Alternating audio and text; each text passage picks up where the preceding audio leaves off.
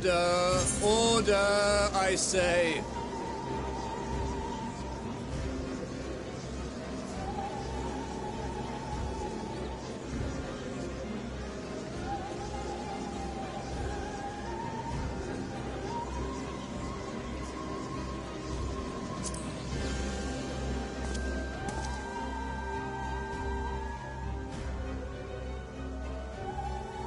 I thank you all for gathering here on such short notice. This day we must speak of grave affairs and their implications for the future of Sharlayan, nay, of this very star. Said affairs concern all citizens, and so we have called for a public assembly.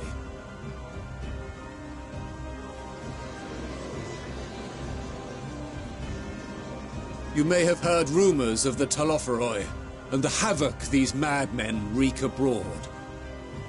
Under normal circumstances, we would pay little heed to petty disturbances outside our borders. The final days, however, are another matter altogether.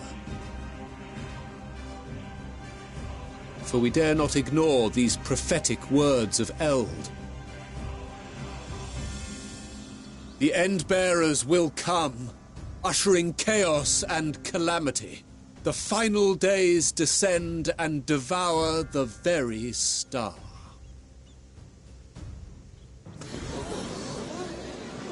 I've never heard this prophecy. Is it true? Will all that really happen?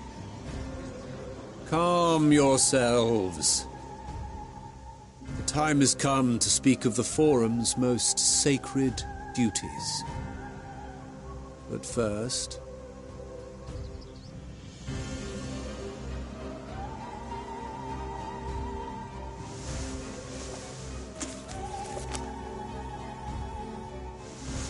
Give voice to the voiceless. Let bindings be unbound. By unanimous decree, I declare the enchantment broken.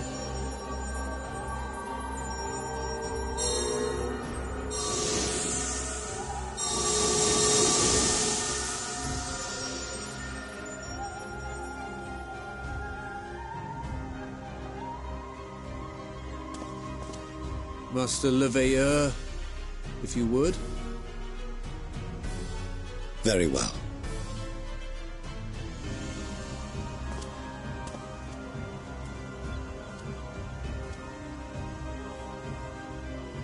"270 years ago, our forebears began an expedition in the Dravanian hinterlands, in search of a route to access the ethereal sea. This much is public knowledge. Their findings, however, would become the Forum's most closely guarded secret.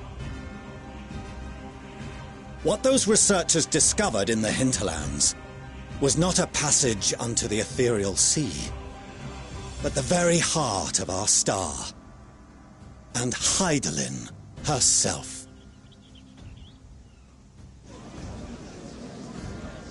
She spoke to them of a calamity that would extinguish all life, and of a means by which we might be spared. The moon. 'Tis in truth a gargantuan vessel built to serve as sanctuary for her children and deliver them from this doom. Much like Nunkref's hope in ages past, it will bear the people of a world in the throes of death to a new home. Needless to say, this will be no small undertaking. To facilitate the great work, the Forum has maintained close contact with the servants of Hydaelyn, who presently reside on the moon. Convinced that the foretold end was all but inevitable, we began amassing a wealth of knowledge, not merely for the betterment of our nation, but in preparation for the journey to come. You reveal this to us now? By the gods, how long do we have?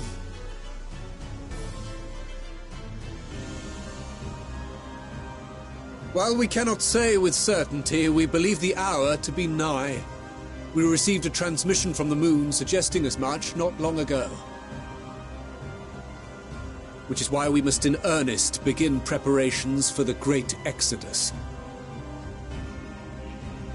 For his impressive contributions and the leadership he demonstrated during our withdrawal from Dravania, we have elected Master Leveilleur to oversee this initiative.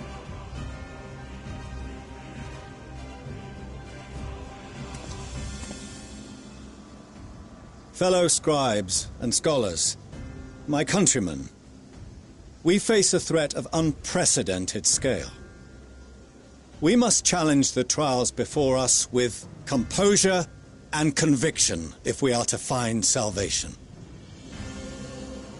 The wisdom of Sharlayan has ever been a shining beacon in the darkness, and so it shall continue to be. It is our solemn charge to see our heritage preserved for future generations. For those who will come after, we will brave a new frontier.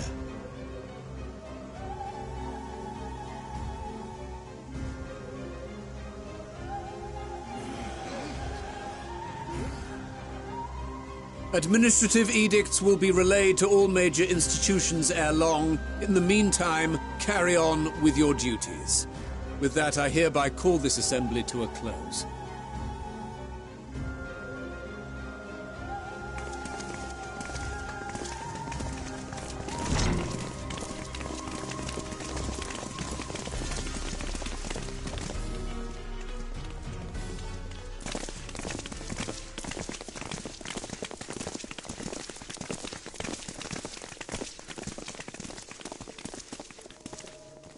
Do you remember what Mother told us when we visited home? That it wasn't until after we were born that Father seemed to lose himself in his work. If that great work of his was the evacuation of this star, then... Yes. It wasn't for his benefit.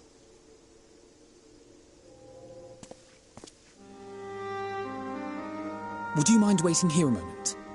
I wish to speak with Father before we leave.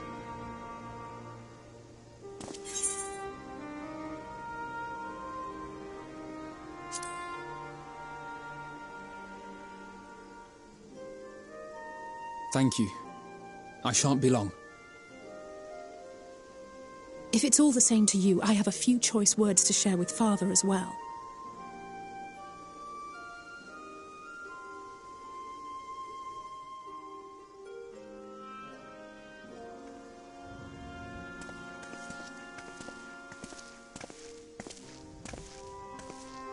So, come to call us cowards and bid us join your fruitless battle against the inevitable. Nay, we do not object to the Forum's proposal. On the contrary, those who wish to flee have every right to do so. Urianger is cooperating with your associates on the moon to ensure that all is ready should evacuation be our only recourse. Then whatever your business, I suggest you be brief. Though we cannot boast the boundless wisdom of Sharlayan, we have first-hand knowledge of foreign cultures and have conversed with no small number of peoples. These experiences have taught us fundamental truths that cannot be recorded in any tome nor charted on any map. The beating heart of this planet is its people, many of whom would give anything, even their lives, to protect the lands they love. Many may choose to join you in the end. But what of those unwilling or unable, for whom escape will never be an option? What would you have them do? To ignore the plight of those one might conceivably save is not wisdom, Father. It is indolence. This is why we choose to fight. We'll not ask for your understanding, Father. Only that you don't turn a blind eye to the good we have done.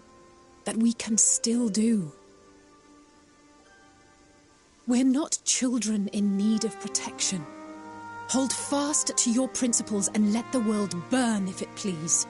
But we believe there is still another way. And if there is, we will find it. You see if we don't.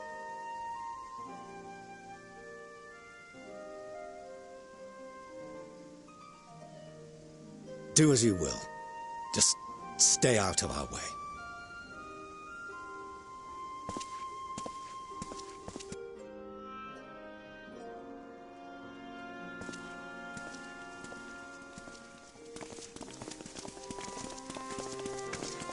Were he not so consumed with self-righteousness, he might tell you how proud he is of you both. Bold words call for bold action, and there'll be no turning to your father should plans go awry.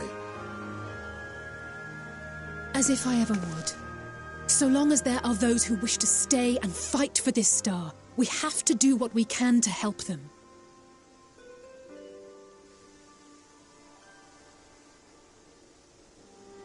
And if we're to do that, we'll need to be well rested.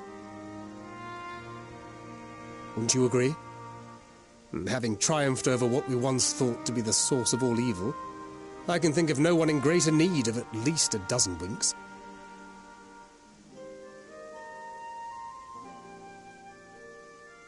Shall we then? To the Annex, to prepare for tomorrow.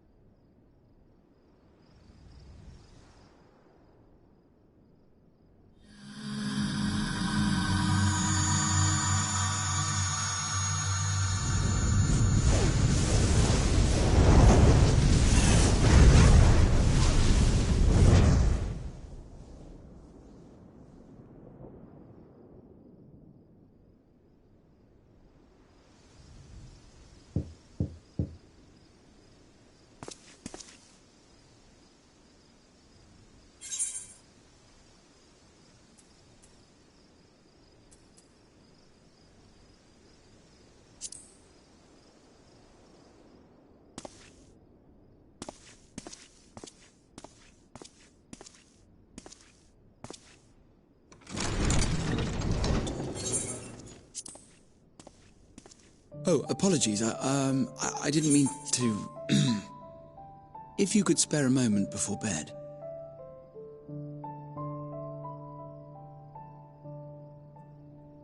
Thank you. I fear this may be the last quiet night we have to talk for quite some time.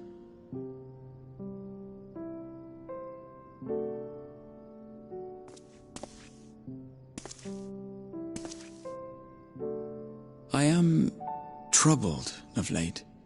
Unwarranted concerns, perhaps. I hope. Nevertheless, I feel compelled to share them with you. Though you have bested your enemies thus far, Xenos and even Zodiac, your victories have come at a considerable cost to yourself. No one is without their limits, and you are no exception. I worry the added weight of the final days will prove more than you can bear. It is surely too much for any one man. But you needn't bear it alone. Let me share your burden. My, carrying capacity pales in comparison to yours, but I could still help. Shoulder the occasional satchel from your ever-growing mountain of, baggage.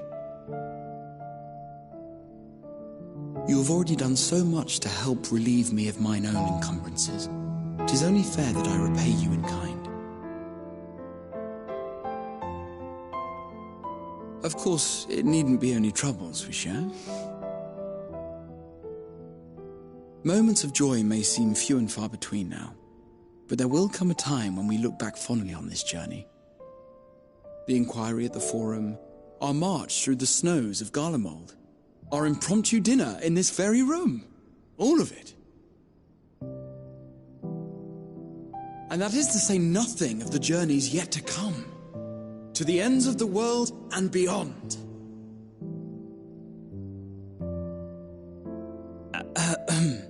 But tomorrow will be no less busy than today, and I've kept you from your rest long enough.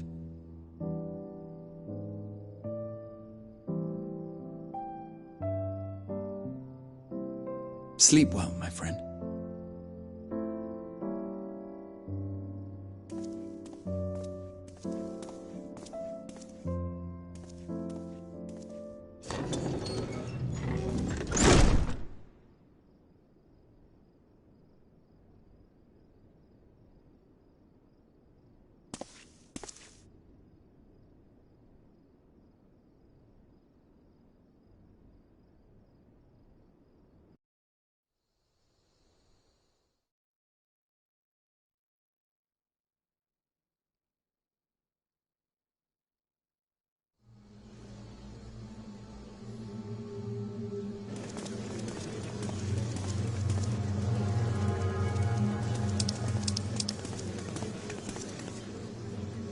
Thank the gods that tower is gone.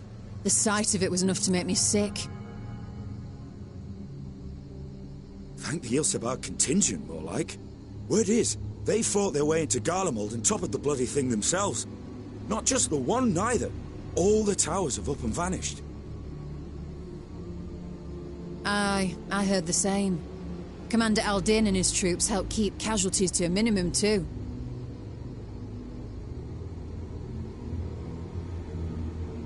But is it true they brought back tempered Garlean soldiers? As Commander Aldin tells it, they've a treatment for that now. But don't you worry. Cured or not, they've no plans to bring them into the city proper. I see. Well, that's a relief then. I know we've brothers and sisters among the lot, but I can't say I'm eager to welcome them home.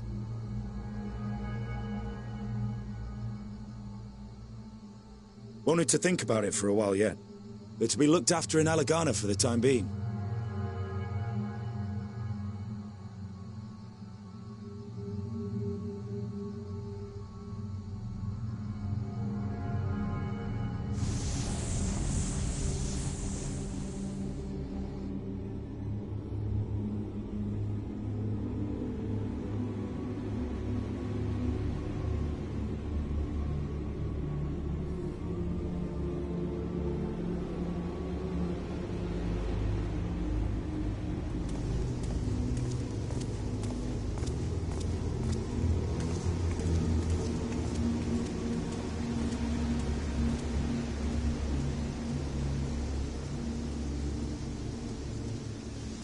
Another day, another commission of paramount importance.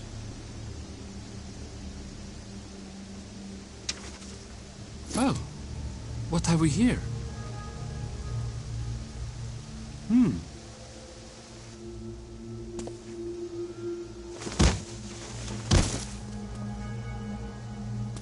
Hey, are you all right?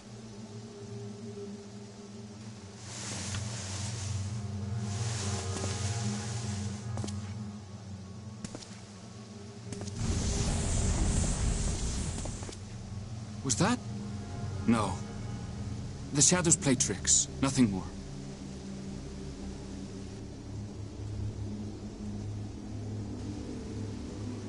The towers are gone, and the Garlean threat is abated.